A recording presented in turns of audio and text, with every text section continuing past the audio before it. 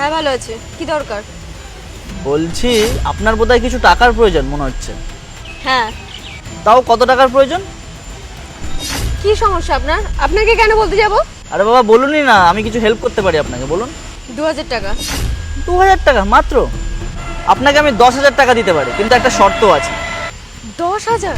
হ্যাঁ কিন্তু কি শর্ত? দেখুন, বেশি কিছু না।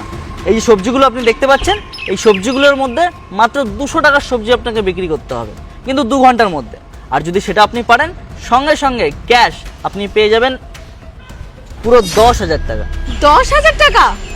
আর এটা পাওয়ার জন্য মোটে 200 টাকার সবজি বিক্রি করতে হবে? এটা তো একদম নর্মাল বিষয়, আমি এক্ষুনি করে দেবো। যাক ভালো, তাহলে করুন। মাসিমা আপনি আমার সাথে চলুন, উনি ততক্ষণ 200 টাকার সবজি বিক্রি করুন। আসুন আমার সাথে, আসুন।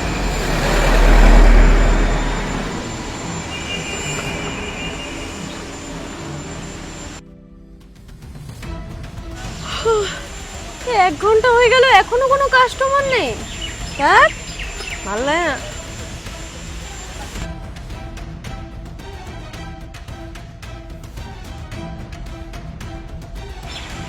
দিদি বলছি পেঁপে কত করে? এটা এটা তো 100 টাকা।